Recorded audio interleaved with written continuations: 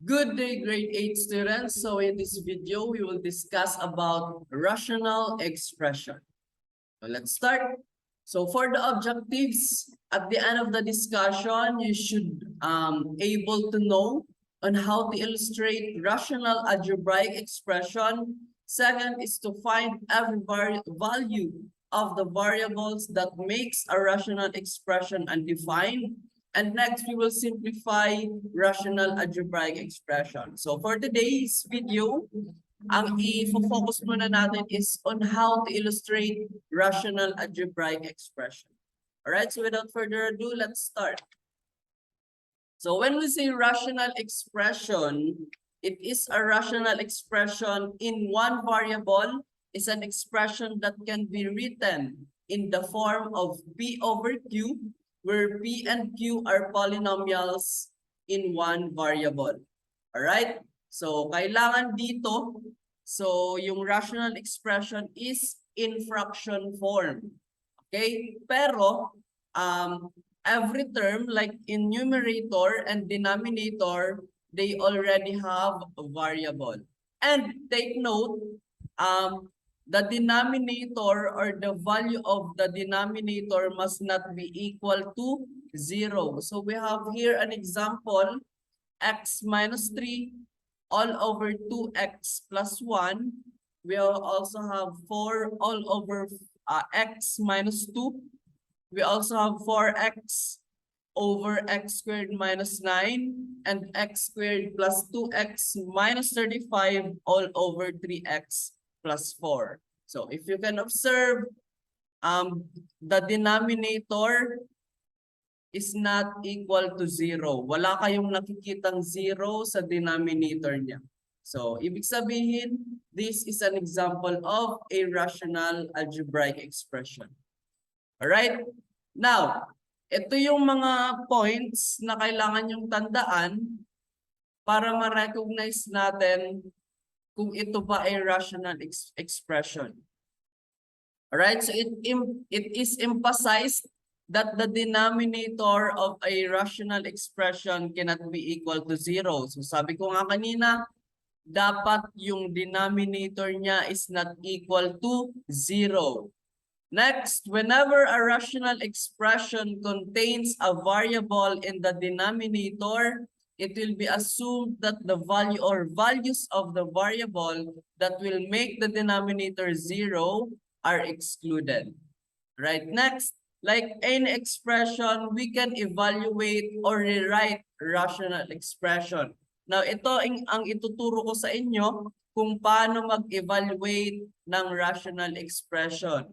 So remember that in evaluating algebraic expression, we replace the variable with the given values and then simplify the resulting expression. So in evaluating rational expression, we will just replace the variable with the given values. Or in other words, magsa-substitute lang tayo ng given values sa variable. Alright? So let's have an example here. For example, we have x squared minus 5 all over x minus 2. So we have here two values of x, which is 0 and 1. Ang gagawin lang natin, isa-substitute natin itong dalawa dito sa value ng x. Now, let's try first letter A, itong 0. Alright, so let me use an annotation.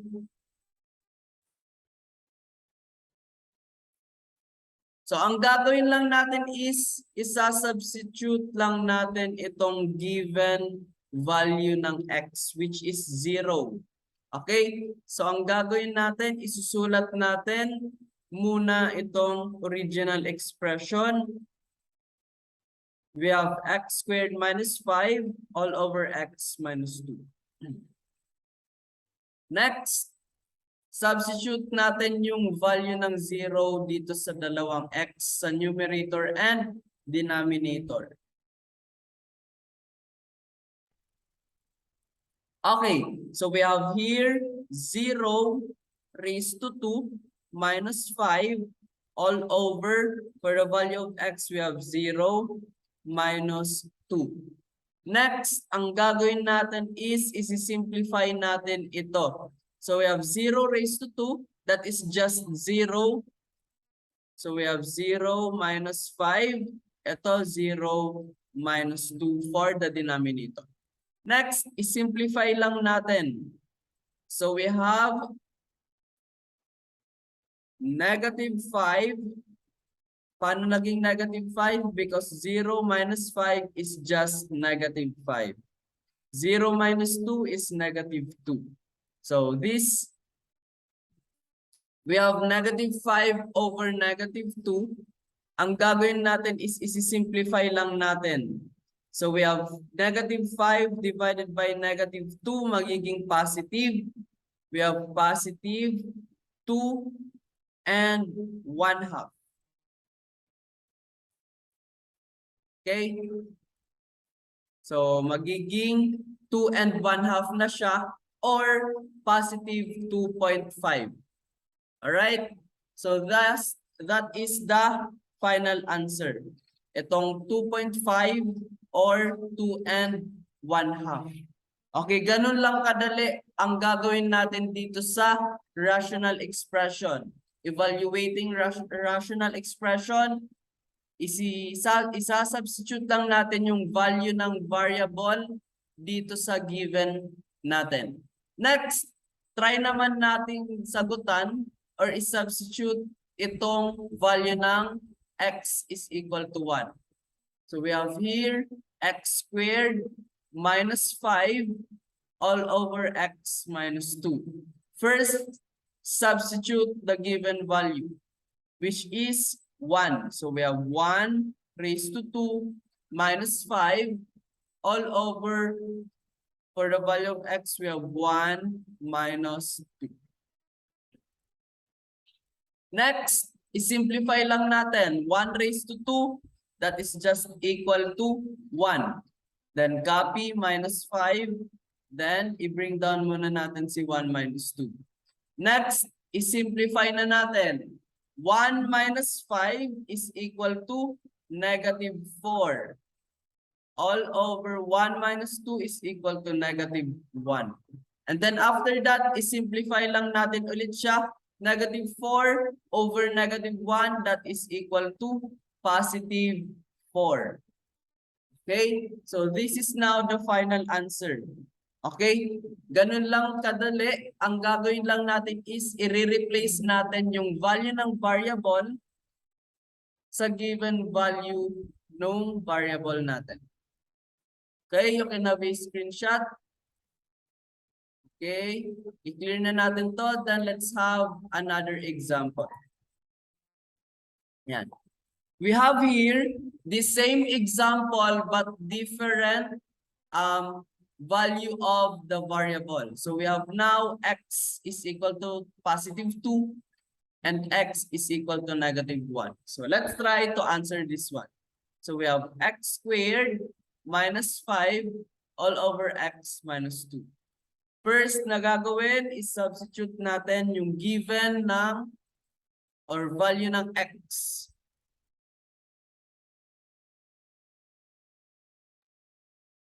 Okay, so we have the value of x which is 2. I-substitute lang natin 2 squared minus 5.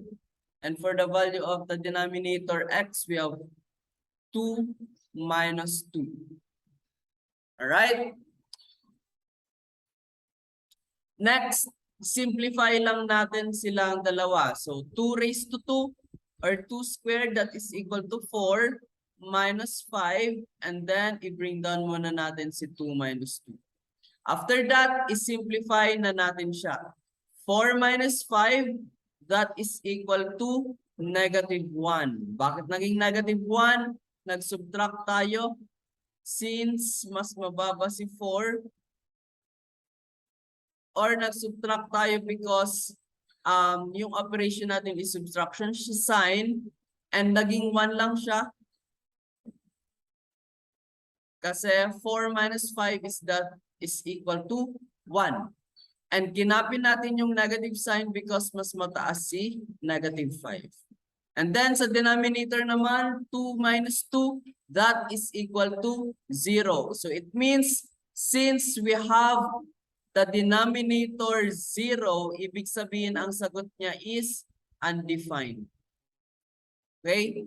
Because in this case, sa rational expression, the denominator must not equal to 0. Must not be equal to 0. Alright, next, let's try naman if the value of x is negative 1. So we have x squared minus 5 all over x minus 2. First thing to do is to substitute the given value. So we have negative 1 squared minus 5, and also we have negative 1 minus 2. Next, simplify. Negative 1 raised to 2, that is equal to positive 1. Because negative 1 times negative 1 is equal to positive 1. Then copy natin si minus 5. Then bring down muna ulit natin si denominator, which is negative 1 minus 2. And then after that, isimplify na natin. Negative 1 minus 5, that is equal to negative 4. And then negative 1 minus negative 2. Since they have the same sign, ang gagawin natin is mag-a-add, but we will retain the sign. Okay? Stay lang natin si sign and then mag-a-add tayo. 1 plus 2, that is equal to 3. So we have now negative 4 over negative 3. Ang gagawin natin is we will just simplify. Negative 4 divided by negative 3. I-change natin siya into mixed fraction because we have improper fraction. So we have 1 magiging positive 1 and 1/3 yung sagot. Paano naging 1 and 1/3? Because we have to divide 4 divided by 3, that is equal to 1. And then yung remainder niya is equal to 1, kaya kinapilang natin si denominator na 3. Kaya yung sagot is 1 and 1/3. So para ma-verify natin, ang sagot niya is 3. Ang gagawin lang natin para ma-check, 3 times 1, that is 3 plus 4, that is 4. Then i-copy natin si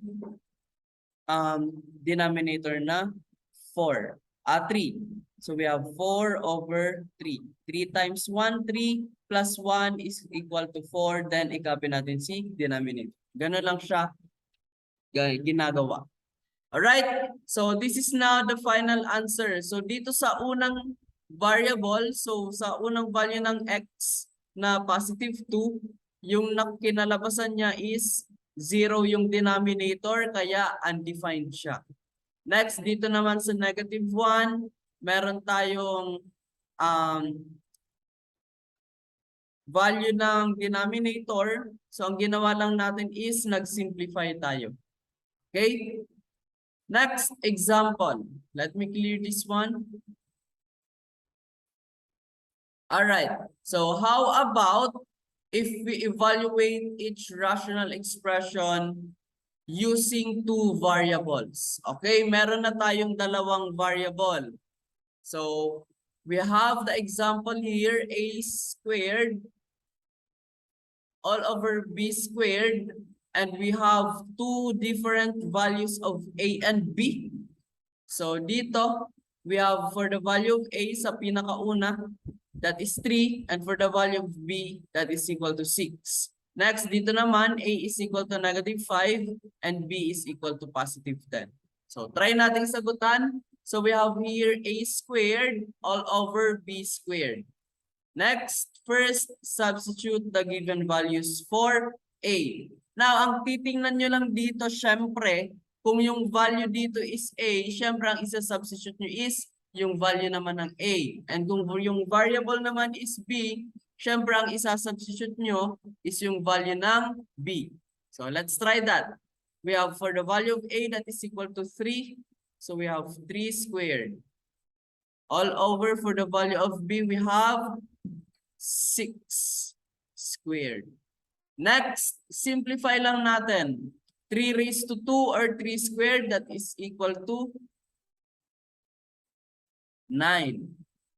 Next, 6 raised to 2 or 6 squared or 6 times 6, that is equal to 36. And then after that, if kaya pa nating isimplify yung expression, ang gagawin lang natin is isi-simplify natin, of course. So, both are divisible by 9. So, ibig sabihin, i-divide natin both sides by 9. So, 9 divided by 9, that is equal to 1. 36 divided by 9, that is equal to 4. So, yung sagot natin is 1/4. Alright? Ganun lang siya kadali. Again, if you substitute two different variables, syempre, kung ano yung kaparehas niyang variable, yun lang ang i-replace natin or isa-substitute natin sa given values. Right? So let's have another example here. Sa pangalawa, for B, try natin ulit. We have a squared all over b squared. Simplify. A is equal to -5. So -5 ang isusulat natin dito. B is equal to 10. So we have 10 squared. Next, simplify. -5 squared or -5 times -5. Sige, ilagay tuloy natin para mas maintindihan nyo kung paano natin siya ginawa. Again, ang exponent, ito yung makakapagsabi sa atin kung ilang beses natin i-multiply si base. Ano yung base? Yung nasa baba ng exponent. Alright? Okay. So we have here, for the denominator 10 squared, i-multiply lang natin siya ng 2 beses. So we have 10 times 10. Next, simplify. I-multiply lang natin. -5 times -5, that is equal to +25. Next, sa denominator, 10 times 10, that is equal to 100. And then, if kaya pang i-simplify, of course, isi-simplify natin. Now, mag-iisip kayo ng ng isang number na divisible doon sa dalawa. So, we have 5 and 25. So, syempre, ito try na natin i-divide sa kanila yung 25 since ito na yung may pinakamataas na common factor nila.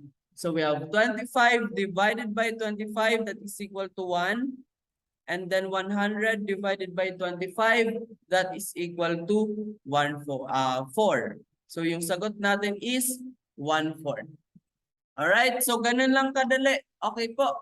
Isa-substitute lang natin yung dalawang values ng dalawang variable doon sa expression na ibibigay. Alright, so you can have a screen grab. Right? Now, let me clear this one and let's have another example. Alright, so we have here to evaluate C minus 5 all over 2D plus 23 using the given values of C and D. For A, we have C is equal to 4 and D is equal to 2. Sige, try muna natin itong sagutan using these values of two variables. So we have C minus 5 all over 2D plus 23.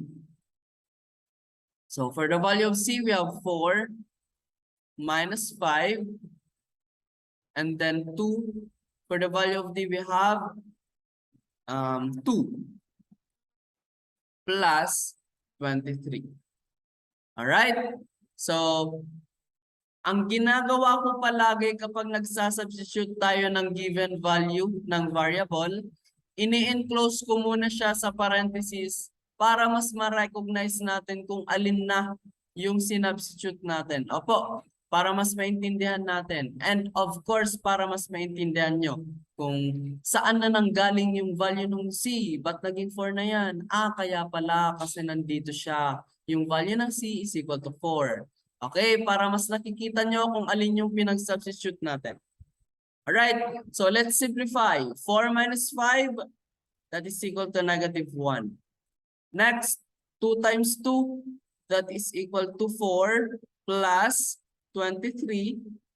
I-simplify lang natin ulit. We have negative 1 over 4 plus 23, that is equal to 27. So yung sagot natin is, we have negative 1 over 27. Okay po, so ganun lang kadali. Let's have another example. C is equal to 10 and D is equal to 6. Alright, so we have here C minus 5 all over 2D plus 23. Sige, substitute lang natin. C is equal to 10, so we have 10 minus 5. Okay, next, 2 times for the value of D, we have 6. Substitute lang natin, plus 23. Alright, so simplify. 10 minus 5, that is equal to 5. And then, 2 times 6, that is equal to 12 plus 23. Okay, simplify lang natin ulit yung nasa baba or sa denominator. So 12 plus 23, that is equal to 35. Now we have here 5 over 35.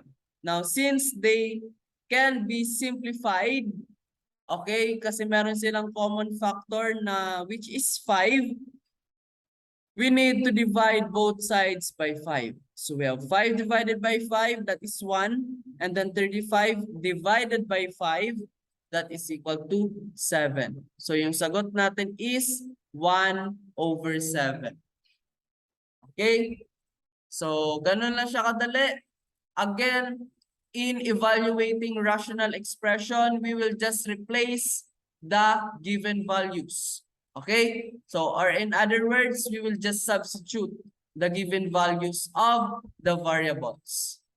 So I think this is the end of my presentation. I hope you learned from our topic for this video, and I know that you can answer rational expression. Okay, I will give you more examples on my next video. And for our discussion, we will have another activities. Okay po. So, again, this is Sir Charles Shaine Marcial saying always remember that God is good all the time. Keep always safe and God bless everyone. Bye-bye.